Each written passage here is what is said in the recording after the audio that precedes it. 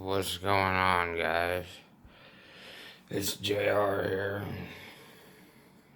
We're looking at the build doing PC stuff today. And the desk looks like hell. We've got various nicotine products and supplements. And we usually know how this works, but right now we're doing the AMD build, and it's like in this hacked up case, this high power case, it's been hacked up so bad. Had a lower end build in it years back. I just got done putting the hoses back in on the 1060. I had to tighten up a fitting. It was a little loose, and I was putting it back in. It kind of wanted to twist that fitting out, that newer hose, but I ordered some more hose over there somewhere. Some more hose. I know the house looks like absolute hell, but I ordered some new hoses and laying over there. I believe the EK's cryofuel, or it had chunks in it and stuff, and I know some people talked about that, and had pre-mix had chunks in it. And I left that. I had mixed it with some antifreeze, some glycol, some pig stuff, and not real heavy diluted, about 5%. It has stained that, it stains vinyl, it stains PVC. And, this is where we need to make like clear rubber or something, and you can't really find that. But yeah, it's been interesting, and I'm not sure why I bought that. Well, for one, I needed a newer unit.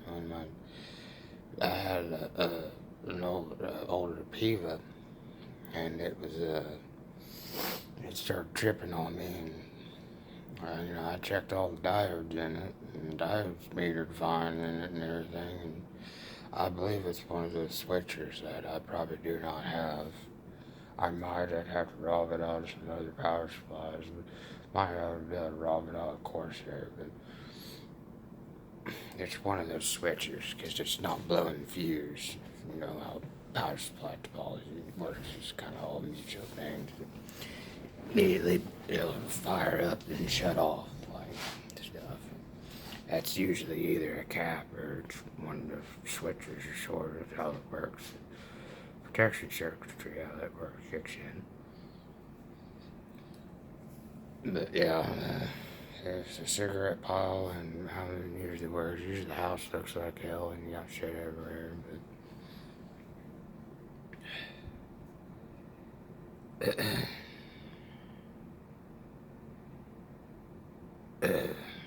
I was questioning. The only thing I wasn't too sure about was the block's performance, but it actually does really good when I'm sitting here looking at core temp. It tells me it goes up when I do run Cinebench or something. It tells me I go up to about 70 or 80 C. But hardware info tells me I go up to about 80. But this one, before, if I don't have the damn heat on, don't have the heat on or nothing, it tells me to get up to about 70, 73 degrees Celsius. Or no, it tells me it gets up to about 80. It hit 80, but hardware info tells me it hit like 70, so I'm not sure which one. It's one of either, but that's still about right and cool. Running with MX4. I had some liquid metal on it, but I'm afraid I had some. It's from Honey Bites, some eBay stuff, kind of like Cool Laboratory. I had sprayed that on there, but it's unnecessary. I don't think there was a whole lot different. It ran about the same. But yeah, everything, the Cooler Master's running great. It's running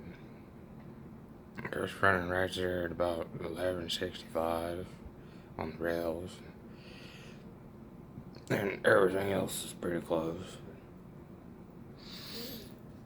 But yeah, I'm happy with the build. I got the Muskin, not a great build. I got the Muskin in there. It still works. It's an older Muskin drive. It still works. And that PNY is still okay. And that pump is just tied in there. There's nothing crazy, man. Some cheaper China pump or China or something.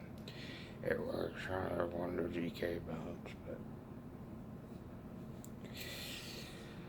But yeah, cool build, and it's not finished yet. And I mean, I don't know how you want to finish that. I need to buy a new case. This is just temporary. Temporary. I had it all booted out, just jumpered on that static bag, but I got tired of how disorganized that is. I absolutely get tired of this disorganization of everything. But I know there's some people that build. I know a lot of the YouTubers. I've talked to a lot of the YouTubers. Jay's 2 cents. I've talked to him. I know all the guys. I know everybody.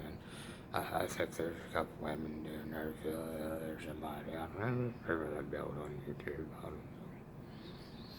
But I know there's a lot of people that are not familiar with the loop, and people that always did that have been doing that for about 20 years, you know.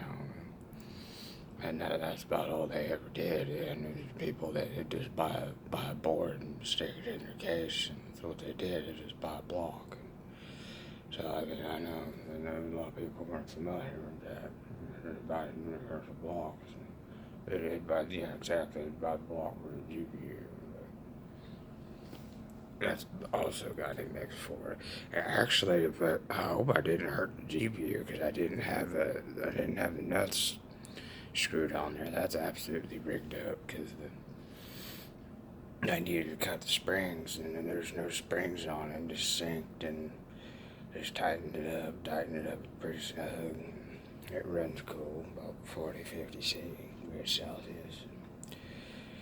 And that is the EVGA kit in there on memory.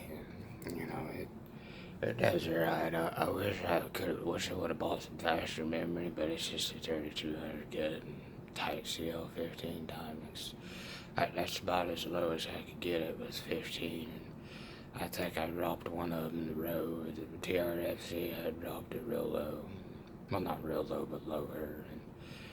And I tried playing some of their stuff, dropped it lower, but it didn't like it. It reset, so that's about where you're going to get with the same stuff.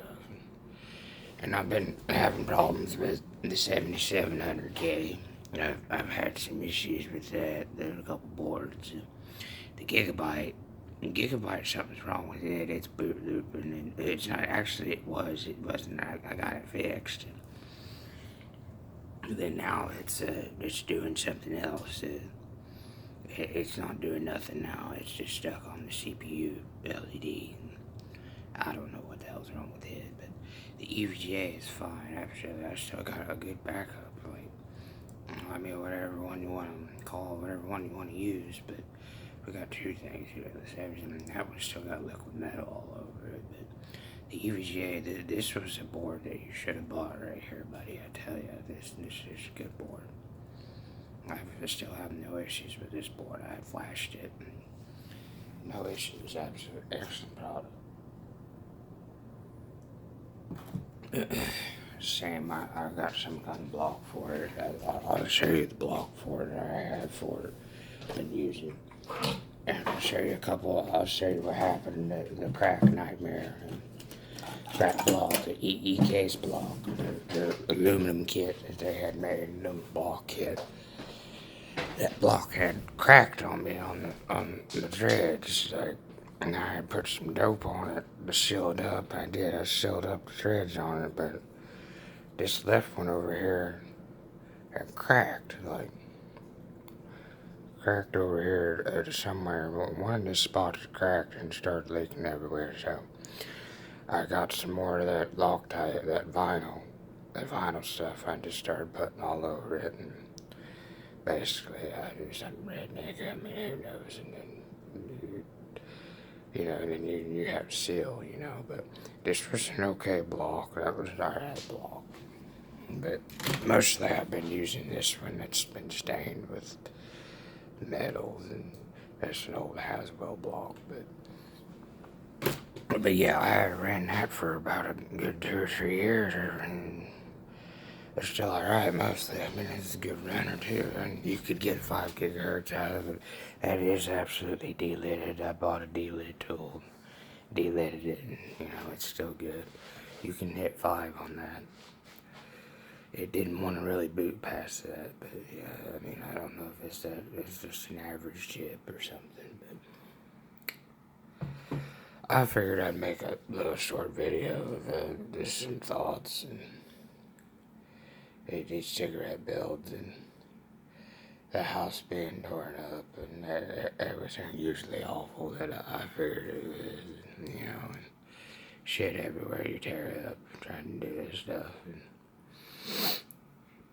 But, you know, I should be set for a while. I mean, I know this Cooler Master's a little bit older, but there's some people, I don't know if it's some stock they were trying to get rid of, but I don't know, somebody had about 10 of them, somebody, a vendor, somebody had about 10 of them on eBay, I don't know, so I bought one. It came new in the box, and, you know, it wasn't used, but I do think it's a little low on the rails, so I'm a little concerned at 1165, 1162 stuff, but, you know, if it holds that for, you know, a good little while, it's on the lower side and on the rails, what I've seen, but newer units. Some of those EVGA units might be up to about 12.2. They might be really high on the rails right out of the box. But just said you'll have a range from about, if you go old ATX 11.4 to about, you know, whatever it is, 12.5, 12.6, you're fine, you know. But I guess it's somewhere in the middle as far as my concern. I mean, ideally where you want to be. You don't want to be too high or too low, you know. But other than that, everything else is doing great on it.